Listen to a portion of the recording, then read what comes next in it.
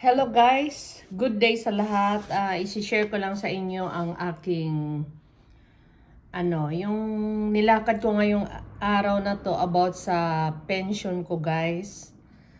Nagbayad ako ng pension since 1986 ng May. So, mag 40 years na nagbayad ako guys Ngayon, dapat kasi dito 65 ka bago ka yung para full mo talaga matanggap, so 65 years old ka, tatanggap para 100% talaga ang matatanggap mo.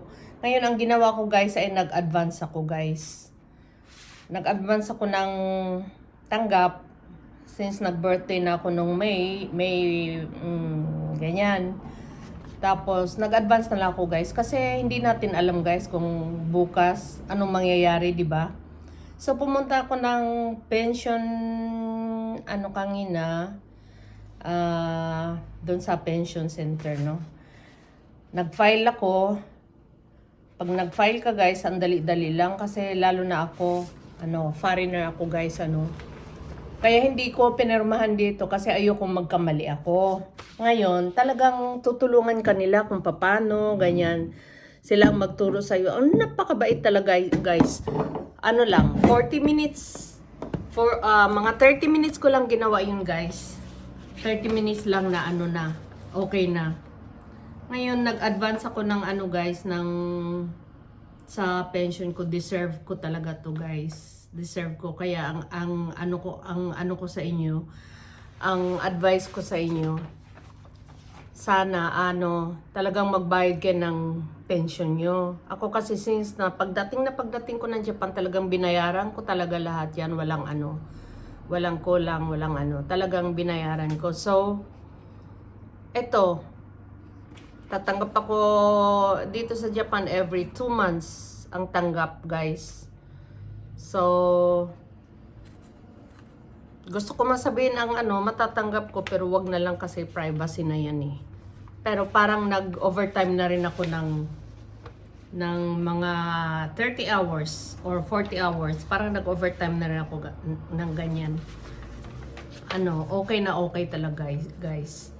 Kaya, nung una, alam nyo, ayoko sana talaga magbayad kasi sabi ko, buhay pa ba ako sa age na yan? Kasi dati ang sabi 60 years old tatanggap ka na. Ngayon nagbago. Ngayon ang bala ko talaga 65 ako kukuha, kaso sa mahal ng bilihin ngayon, so kailangan tatanggapin ko na lang kasi hindi na rin ako bata eh. Hirap na rin ako sa mga overtime guys. Kaya parang nag-overtime na rin ako, tatanggap ako dito. Kaya ang ko ngayon, hanggat kaya pa ng katawan ko, magtatrabaho ako plus yung pension ko. So okay na okay. Kaya walang no regrets. Wala akong pagsisisi na nagbayad ako. Noong una ayaw ko talaga, pero ngayon talagang nagpasalamat ako at nagbayad ako guys. Ko lang sa inyo, ang monthly, mga 7 lapad, ganyan. Sa nagkaano lang yan. Mga 7 lapad matatanggap ko guys every month. So, talagang okay na okay. 'Di ba? Kaya kayo, yung mga nagbabayad ngayon ng pension, huwag kayong magreklamo, lalo na yung mga bata pa. Huwag kayong magreklamo kasi in the future, ang laki ng tulong sa inyo nito guys. Kaya walang reklamo at may pa ako. Huwag tayong magreklamo dahil masakit man, lang, parang mabigat. Isipin mo mabigat ha, isang buwan magkano ang ibabawas sa'yo. Ako sa trabaho ko kasi kasi ako kumpanya kasi ako. Ang binabayad ko guys is halos mag-3 lapad isang buwan. Masakit man, sabihin mo, ang laki naman, ganyan. Pero pagtanda mo, halimbawa sa akin ngayon, di ba? Tatanggap na ako ng every month, hindi, every 2 months yun eh. Sa isang buwan, 7 lapad. So, yan natin sa 2 buwan, 14 na lapad, di ba? Kung isipin mo yung babayad mo ng monthly na 3 lapad, depende kasi sa sahod yun guys. Pag maliit lang sahod mo, mas maliit ang ibabawas sa'yo sa pension. Eh ako kasi medyo ayun, tatlong lapad ni Mang Kyuseng Guray. Daytay, parang na rin, halos tatlong lapad na rin guys. Pero, bawi na bawi. Dahil ngayon, 7 lapad ang isang buwan. At ayan ay guys, ay forever na yan guys, hanggat sa mamatay ako. Hanggat sa mawala ako. Forever na ako natatanggap nito. So, huwag kayong magreklamo kung malaki man ang binabawas sa inyo or ano man ang binabawas sa inyo. Lalo na tayong mga foreigner na andito tayo sa Japan. Just follow their rules.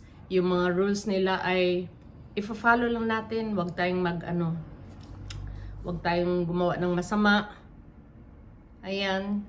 Kasi lalo na ngayon yung mga nagano dito sa Japan, yung mga workers, mga kahit ka, permanent or ka, kung may ginawa kang masama ay maaring matatanggalan ka pa ng visa mo. So, ayun lang share ko sa inyo guys.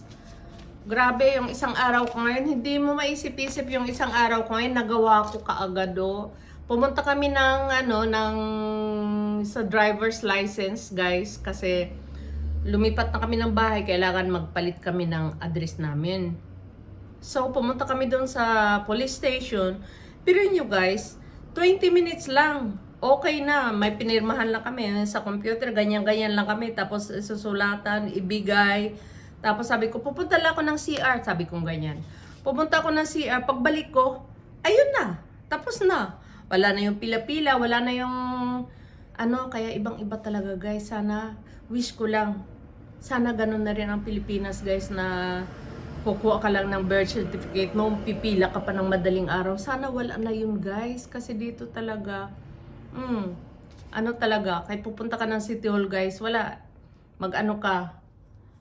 pupunta ka ng City Hall, ang dali-dali lang, magpakasal ka, ang dali lang, kukuha ka lang ng marriage contract nila. Yung anak ko, ikukwento ko sa iyo, kumuha sila ng marriage contract, tapos nagpakasal sila sa City Hall lang yun guys Hindi mo na kailangan na pupunta pa doon sa City Hall para magperma-perma, basta may papel ka nun, tapos may post sila na ibibigay, ilalagay mo lang yung nila, yung letter ng anak ko, ayun, tapos na, nila sa computer yan, kasal ka na. Ang dali lang talaga dito guys, walang mga chichiburichi, walang mga under the table. Walang under the table at wala yung pilahan. Talagang time is gold talaga sa kanila guys. At talagang aasikasuhin ka. Kagaya ng pagpunta ko ngayon na talagang iniisa-isa nung hapon na, ganito ha, ganito ha, ganito ha. Ang galing talaga guys. So, yun lang may share ko about my lakad ngayong araw na to. Thank you guys!